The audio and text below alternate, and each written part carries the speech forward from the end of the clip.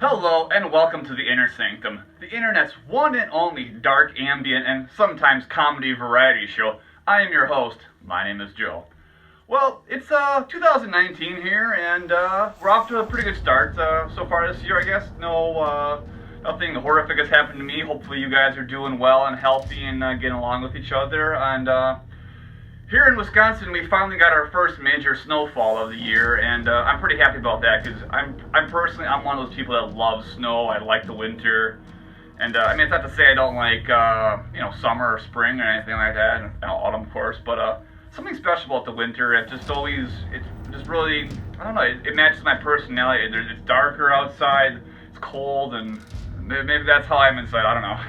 But I like the winter. I've always liked the winter, and we finally got our first major snowfall on Friday night, 2 nights ago, and it's finally looking like winter out here, because prior to that, there was no snow at all, and it just looked like, like that kind of weird kind of look that like early spring has, where everything's just dead and brown and just not looking good. Just fucking really miserable. But put a little snow on the ground, well, actually a lot of snow in this case, and things look a lot better, so I'm pretty happy about that. Anyway, as you guys know, I've been doing these live streams for a little while now, and I'm having a lot of fun with it. There's been some technical difficulties, so it's going to be a little while before I do another one, but I just want to let you know that's going to be a somewhat regular thing that I want to pursue, is doing those live streams, because I'm having a lot of fun with it, and especially when I had Kara on the other day, it was 2 weeks ago, but whatever, it was a really good time, and I think you guys enjoyed it for those that tuned in live at that moment, so definitely going to keep doing those live streams. It's going to be a regular part of the Inner Sanctum and this channel and all that kind of stuff. So hopefully, next time I do one, you guys will be able to catch it and chime in on the live chat and all that stuff, and we can listen to dark ambient music together. So for this episode today, I'm going to throw a little bit of a curveball at you, because I'm going to talk about albums that aren't necessarily dark ambient, but have dark ambient characteristics, and I think will just, in general, appeal to dark ambient fans. I wanted to do a show like this because I listen to so much different music that it just seems like a natural thing where I have to kind of talk about other music, and so that's what I'm doing. Fuck it, this is what episode 8 is gonna be. I'm gonna talk about albums that have dark ambient characteristics, but would probably not necessarily fall under the dark ambient banner. But nevertheless, you guys are going to enjoy these albums. I hopefully can get you going on some new stuff, and it's going to be a good time as always, so let's do it. Oh, but before we begin, our beer of the day is Delirium Noel. This is fucking delicious, I have to say. If you guys have not had anything from this brewery, I don't actually know how to pronounce the brewery's name, but it comes from Belgium, and I'm going to be honest with you guys, pretty much everything that comes from Belgium beer-wise is fucking amazing. So if this is still out there, definitely pick up a case of it. It is worth it. My fiance bought me this for Christmas, and for some reason I kind of forgot about it. I'm just getting to it now, but it is absolutely astounding, and one of the better beers I've tasted from Belgium. Definitely check this out. That's the beer of the day, Delirium Noel. Up first is, I would say, probably one of my all-time favorite albums. This is an album I heard back in the early 2000s. I want to say like 2001, 2002 is when I first came across this band. And when I heard it, it was just love instantly. I have really no other way to compare it or explain it. It was just, I fell in love with this band. And I've heard all of their albums since, and I don't own all of them, but I've heard them, and I have to say they are really just a band that just defines excellence, and at least in this particular case, a band that defines a cold, dark, wintry sound. So, as a result of that, this is an album that I've listened to just, I would say, every winter since I first got my hands on it. And the album in question here is Lycia's Cold. Lycia, in case you don't know, is basically a band that falls into the dark wave genre. And, but I never personally really knew what defined the dark wave sound exactly, and in the case of Lycia, there's actually quite a bit else going on in their sound. It's a very ethereal sound. It's there's some minuscule elements of like gothic rock and shoegaze in their music too, and of course there's some dark ambient characteristics, at least in this particular album. The band was founded by Mike Ben Portfleet in 1988, and originally as a duo with a guy named Will Welch, but shortly thereafter Will left and a guy named John Fair stepped in. Then I believe Will came back and then left, and by that point I think they had released 2 albums. But the classic lineup of Lycia is basically Mike Van Portfleet, David Gallus, and Tara Venflower. They all came into the band in the early 90s, around like 92 and 94, and that's considered the classic lineup. This is also a band that was probably one of the, I would have to think, one of the most iconic bands on the Project Records label and throughout the 90s, and although the band's still going nowadays, they had a brief break when they broke up around 2004, and they didn't reform again until like 2010, I think. And nowadays they're still going, and I believe it's just Tara and Mike that are doing the band. I don't think David Gallus is involved anymore, but I'd probably have to fact check that. So anyway, Lycia, they're a band that just really, at least in this particular record, really defines a cold, wintry sound. I mean, it's like lots of whispered vocals and backing female vocals and just shimmering, cold-sounding synths and echoey guitars and just really, it really just instantly, makes you think of just cold, dark, wintry landscapes. I mean, that's the way I've always felt about this record. This is a record that I've loved, going out in forests and listening to. I mean, I mean, back before like iPods and stuff like that, and all our phones having all the Spotify and stuff like that, I used to just load this album into like my portable CD Walkman and go walk through the forest with it. It's such a fucking magnificent album, just for taking in those wintry landscapes and just really just immersing yourself in that kind of scene, and this album has this real kind of, I mean, it's weird because it has moments of like optimism, but it is definitely pretty dark and really kind of obscure and mysterious even at times. It's just a really fantastic atmosphere, and it's one of those records that, like I said, I've had for many years now and absolutely love and listen to it every winter. And considering we got our first major snowfall, guess what I did the other night when it was snowing? You got it. I went out and listened to Lycia's Cold. There's so many good songs in this album, but I'd probably have to say my favorite, and it's also the first song I ever heard from this project, is a song. It's the second song of this album called Bear.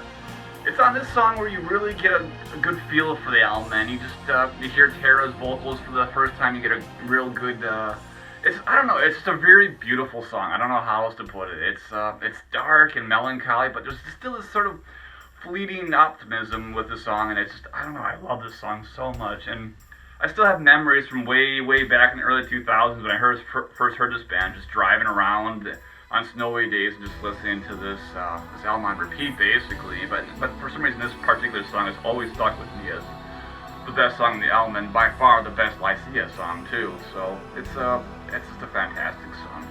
Also, another really good song is the third song called Baltica. This one has kind of, I guess, sort of this more, I guess I would say, like, kind of mysterious kind of vibe to it. I don't know how else to put it. It sounds like something is afoot, something not so good is going to happen. It's got that kind of vibe and atmosphere. It's a really great song. Also, another good one, just Snowdrop. Just, again, fantastic vocal work from Tara, and just super freaking dark song here. I love this song. I just love this whole album. It plays out perfectly, and it's just, like I said earlier, it's one of those albums perfect for cold, wintry days. When the temperature drops. This is the album I always get out. I have been getting out for many years now. So pretty much give the highest recommendation from this one. If this is what Darkwave is supposed to sound like, then this is Darkwave perfected here, and this is a fantastic, stunning album, and doesn't get much better than this. I mean, there's a reason why this band was one of the hottest bands on the Project record label back throughout the 90s, because this is darkwave music, gothic music, whatever you want to call it, just perfect. It's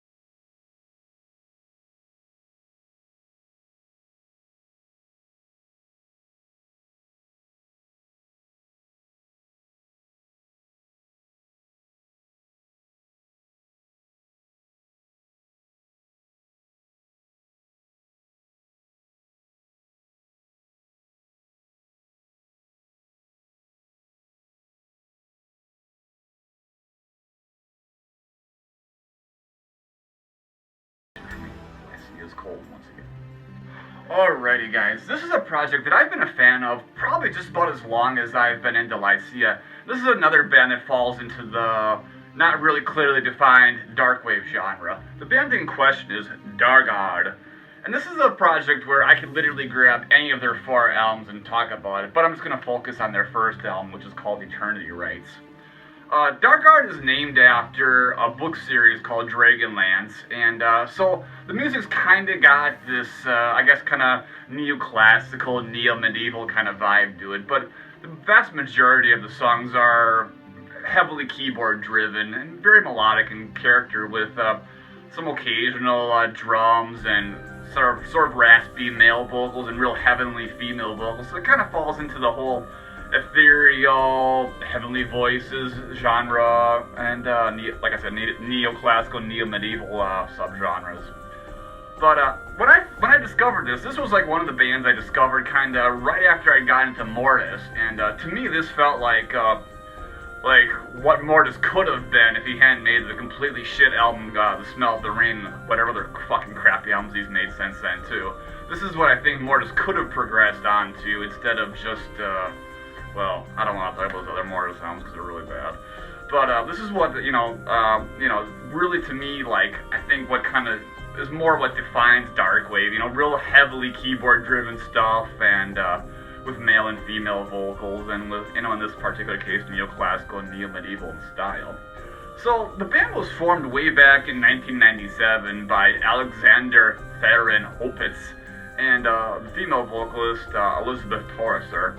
Theron is, you may know or recognize from various black metal bands. He's played in Amestigon, Gromod, I think, is a neo-folk band, and he was also one of the original members of Vigor. He was a vocalist on their first 3 demos before Selenius stepped in and took his place, and all of his black metal bands are fantastic, if you ever got a chance to hear them. Well, they're actually going out one black metal band, I think, now that he's doing now, that's not Amestigon. That's really good. Even the old stuff is really fantastic, but I think he was kind of the mastermind behind that band. But anyway, I'm diverging here completely. So, and Elizabeth, I don't think she has any other bands other than Dominion 3, which was more of like a industrial, darkwave, electronic kind of project.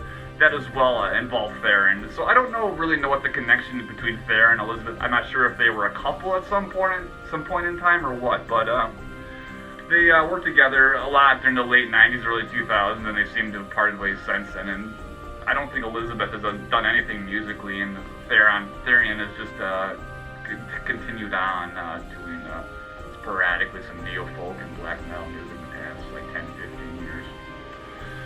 So anyway, now that you know kind of the backstory of the band, Eternity Rites was released in, 1998 on Napalm Records, and as some of you may know, Napalm Records is a label that specializes in like black metal and weird folk stuff and like, darkwave and neoclassical kind of stuff.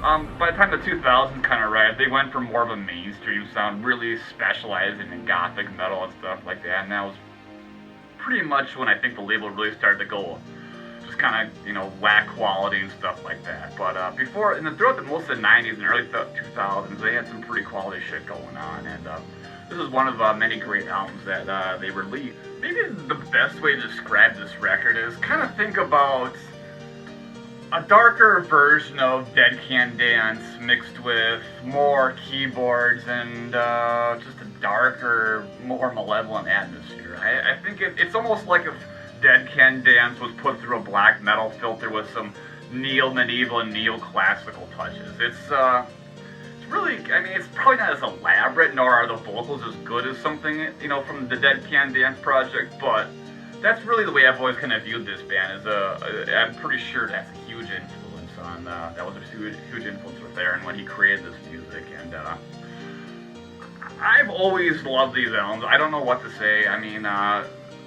Some of this stuff sounds somewhat dated by my ear nowadays, but not too much. Like, sometimes when you go back to albums you bought, 15, 20 years ago, you kind of think like, alright, it's not as good as I thought. But I go back to these albums, and the keyboards and the neoclassic sound still sound pretty authentic all these years later. It doesn't sound hokey or you know what I mean, kind of artificial, like a lot of synthetic music and sound. It sounds very professional and very real still to this day, which is great. And one of the many reasons why I love these albums still. And unfortunately, the project it went from 1997 to 2004, and then as I said earlier, the project's apparently had status unknown since then. But like I said, it's probably pretty safe to say that if you haven't made an album in almost 15 years, you're probably not going to make any more albums. But this is really great stuff. I mean, I love so many songs on this. It's just, it has this just vibe to it that's just really calming and really dark, and it just really resonates with me. And throw in those medieval touches, which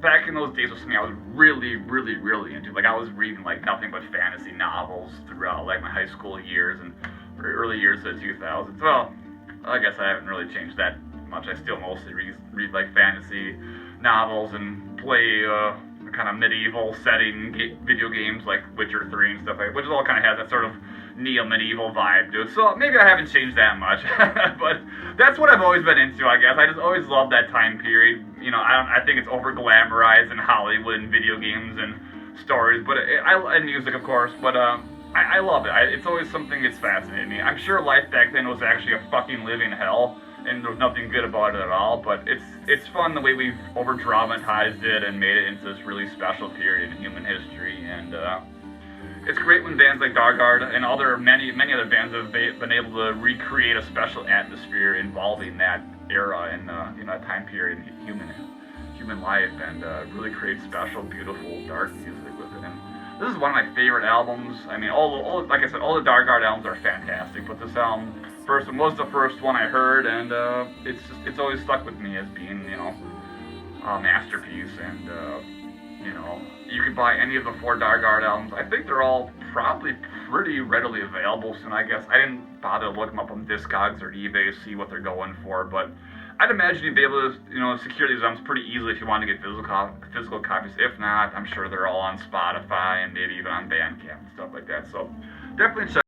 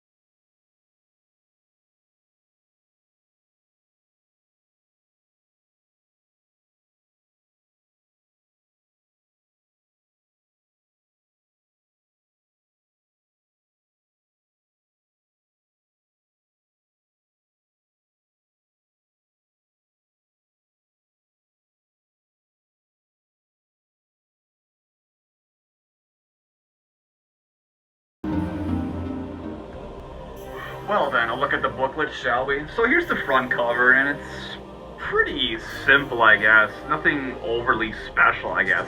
Their album artwork actually got better after this one, but, whatever. And there's the back cover with all the songs. There's 11 songs.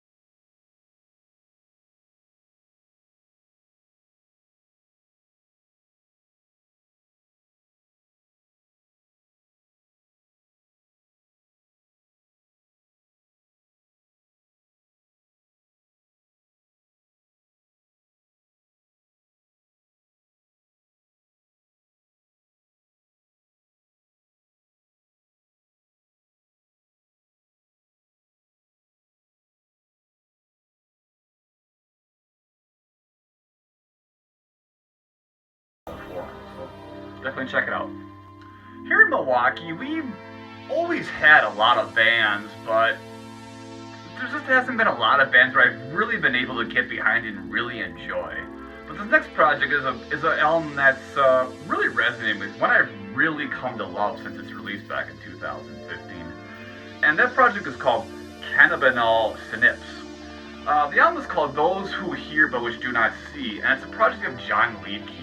John has a pretty long history of playing in heavy metal bands. I mean, I've known John for a number of years, and we're, pretty good friends. We don't see each other too often, but we always get along when we see each other. And John's main background is playing guitar in, like, grindcore, death metal, and black metal bands. But he's also a very talented synth player and theremin player, which is the main components of the Cannabinol music. So, this is, album was released back in 2015, but the project first started performing live as far back as 2010. John basically was oftentimes the opening act for like noise, black metal, and doom metal bands, and every time he played, I think he really connected with the audience, because I think it's something that people that are interested in that kind of music can really get behind. The music is basically like a mixture of old 70s horror soundtracks, like think like Goblin and the soundtracks that Fabio Frizzi created for all those awesome zombie movies back in the 70s, and you kind of get a good idea of what's going on in this record. There's also a very notable influence from like old school krautrock and progressive rock from the 70s. So think like stuff like Tangerine Dream and Pink Floyd and Genesis, just minus the rock and roll elements, and you got a pretty good idea what this record sounds like. There's 3 songs in this record, and all three songs are pretty damn long, and John just really captures that like vintage sound, and he's an extraordinarily talented synth player and really amazing theremin player too, which is kind of an unexpected thing. I'm not really aware of any other projects that really use the theremin in their music, so it's really cool that it's a major part of this band's sound. And I mean, if you're not familiar with the theremin, it adds this sort of really weird kind of spooky, like I guess like Halloween-y kind of sound to it. So it's perfect for like that horror soundtrack and those kind of vibes. And that's what's going on in this record. It's a lot of that. And I've seen John perform this music many times, and every time I've been blown away by his live performance, because he creates a really great just wall of sound with this stuff. And there's no, like, as far as I know, I don't think there's any backup tracks or anything when he's playing live. It's just a nice, just wave of synths and theremin, and he nails it. It's amazing what he does. So it's a great freaking record. There's a really special atmosphere to this record. It really, like I said earlier, sounds very vintage. It takes you back to those old school soundtracks of those records from the 70s. So I mean, like I said, he totally nails it. I mean, it's got that sort of just it's sort of, I mean, I don't want to say hokey, but it's hokey and vintage sounding. That's probably the best way I could do it. It just reminds me of those movies I watched many years ago. And I mean, if you listen to stuff, I think you'll get the same vibes. You're going to pick up on those, those vibes, these movies you heard many years ago when you were, just kids or, young adults, whatever. It's really great stuff. And I mean, I love what John does in this record. I'm really hoping he makes some more music. I haven't seen him perform live in a while, so I hope the project isn't like, fading away or anything. But this is just really great stuff. Really just obscure, kind of scary, Halloween-y, horror kind of atmosphere to this record. Really unique. Different from like, kind of what you'd usually expect from, a more, a thin synth-driven record. It's really interesting, special, and it's not necessarily, I guess, like super dark or anything like that. I mean, it's dark, but not like in like a dark ambient kind of way, I guess. It's different, and it's definitely something that's really really unique, and yeah, I mean, it's just it really go take that time where back to those old albums, those old vibes and stuff like that. He just nails it. It's a great record.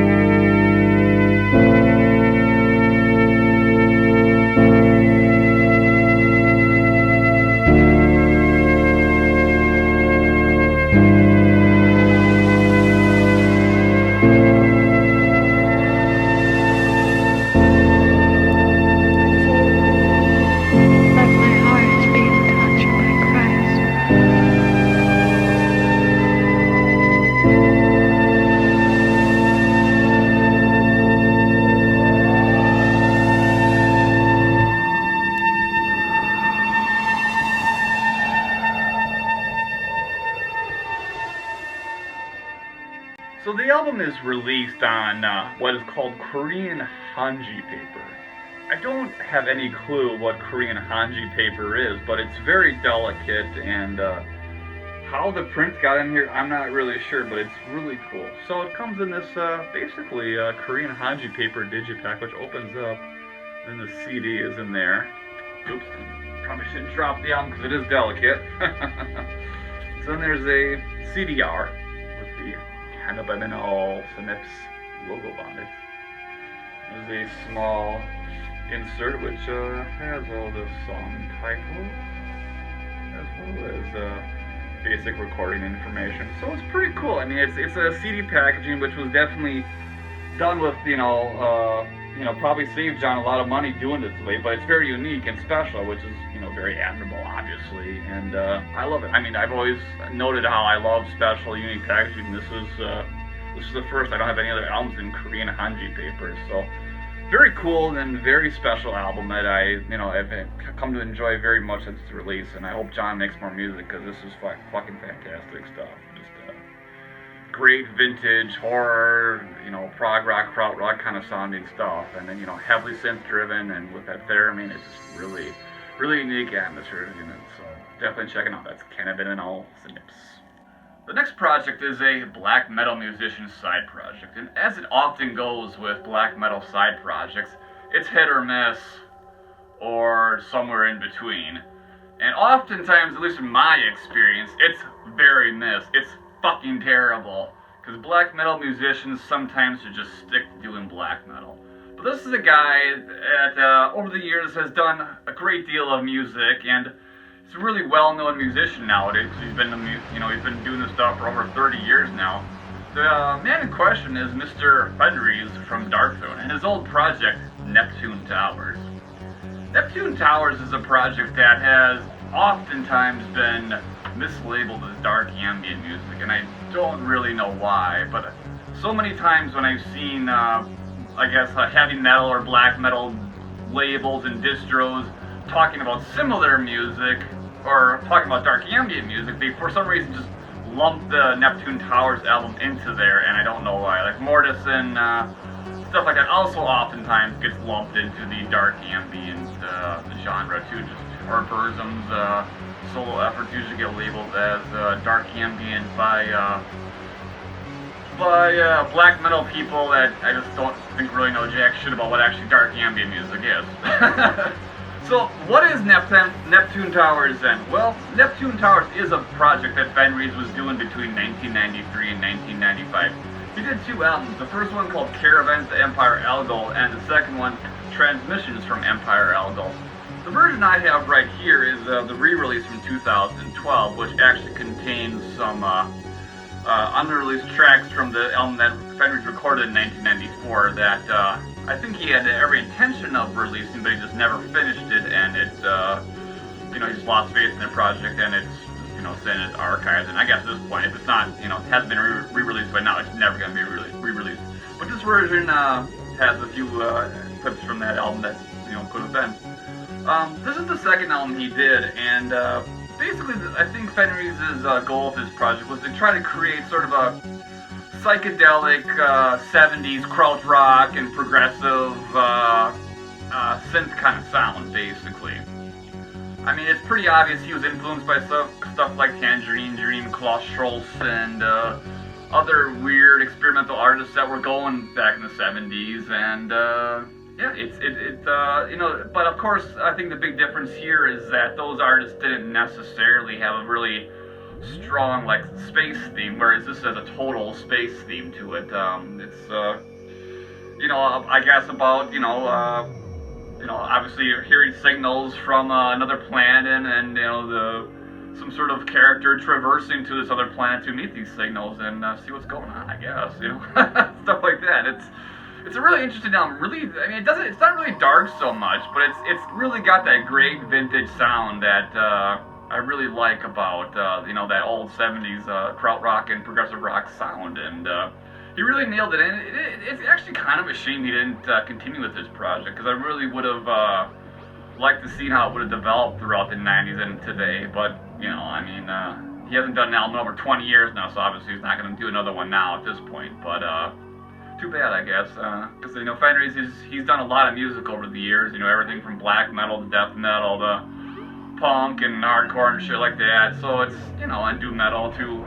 So it's kind of a shame he never explored more, you know, non-metal territory, because I think that he's just an all-around really super talented musician. It really would have been interesting to see him, you know, handle.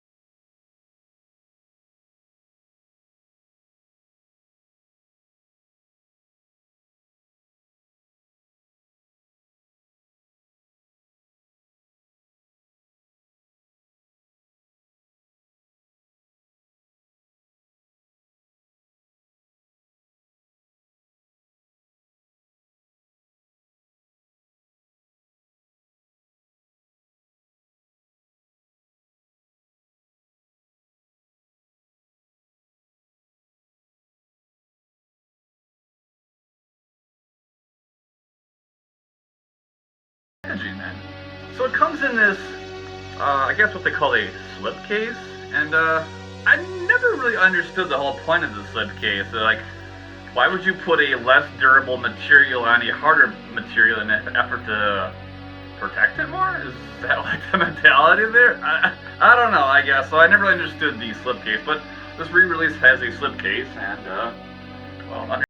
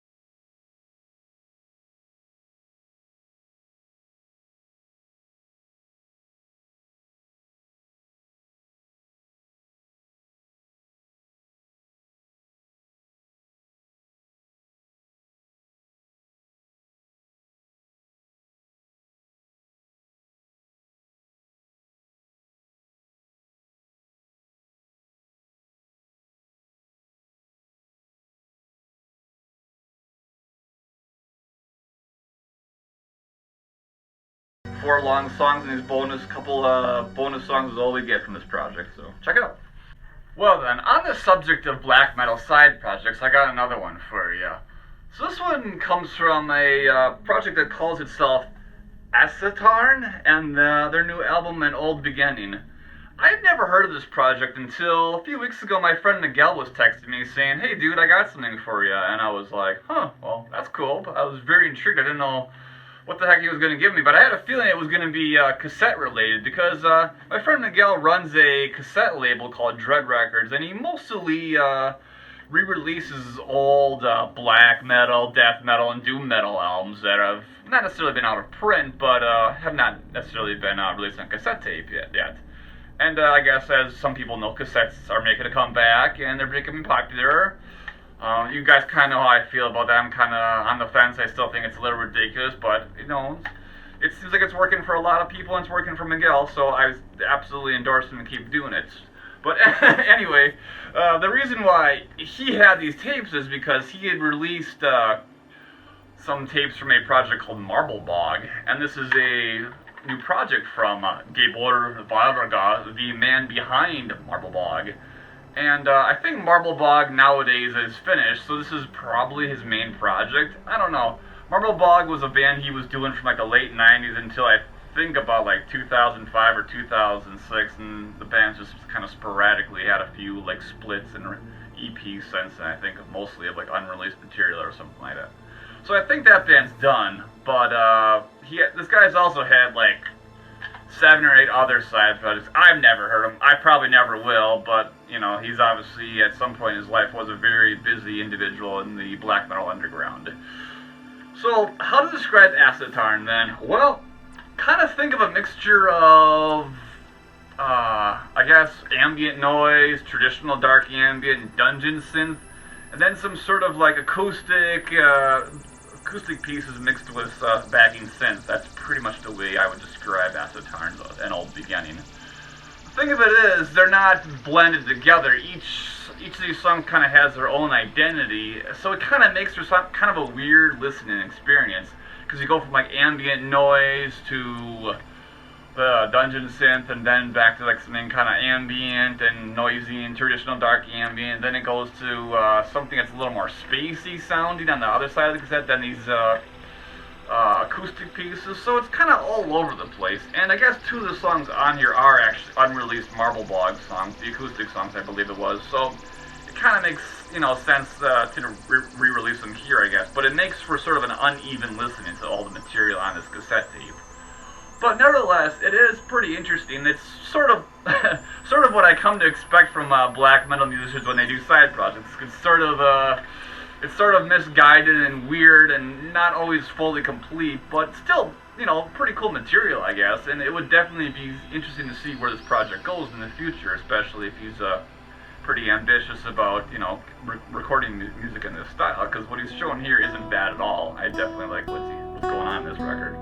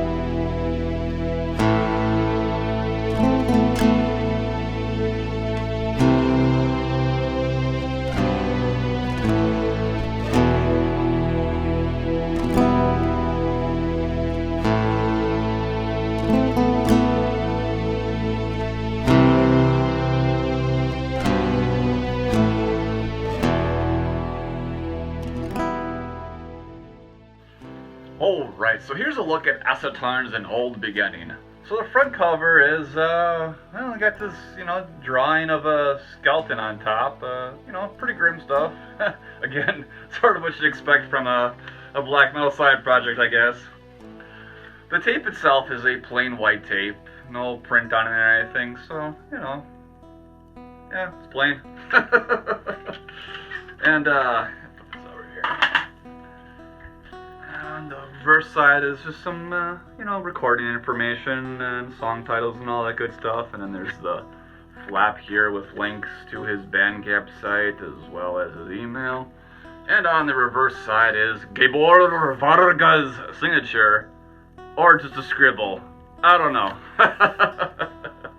So, as I was saying, you know, if you're really into just kind of a mixed bag of things, and this is, you know, worth checking out. It's diverse and interesting, and just as I sort of, I don't know how else to say it. It's just, it has a cliche sound for a black metal side project. If you've heard many black metal side projects over the past 20 years like I have, you'll honestly right away get the connection and see what I'm talking about, because black metal side projects oftentimes feel a little disjointed and feel like there's sort of, I don't want to necessarily say rushed, but it just seems like they only know how to compose black metal, and they try other genres, it doesn't necessarily turn out so well. But I think this guy, he has promise here, and there's still definitely some pretty solid material here. It's just, he needs to kind of fine-tune everything, blend it together, and make a much more cohesive album, and I think he'll definitely be on his way on the right path to making something that's not so typical of black metal side projects. So, yeah, check it out. And, oh, of course, thank you, Miguel, for giving me this tape. Well, that'll about do it for this episode of the Inner Sanctum, and as always, I have to thank you guys for joining me here in my reverse man cave. It's always fun talking about dark ambient related music. I know I really diverged in this episode, but that was kind of the whole point. It's just, talk about some other albums I think you guys might get into and, give them a shot. Why not, right? So, next episode, I got a bunch of albums lined up. We're going back to pure dark ambient in the next episode, so if you were offended or you didn't like this episode, you can expect more of the usual in the next one. But I have to tell you, something I'm going to try doing some more episodes is not just, not just talking about album reviews, talking more about various other things related to dark ambient music, ways to use dark ambient, stuff like that, and maybe someday I'll kind of give sort of a beginner's guide to how to create dark ambient and stuff like that. I got a lot of ideas brewing in this mind of mine. It's just I have a million other things going on, so I can't really focus on things completely. But yeah. So as always, guys, thank you so much for joining me. It's a pleasure, and I'm glad you guys are watching the live streams, watching these episodes, listening to everything I put in this channel. It's great. I am 100% satisfied. I'm glad you guys are entertained by me and my shenanigans. So. Thanks for hanging out. Thanks for supporting dark ambient music, and I will see you guys next time. All right, see ya.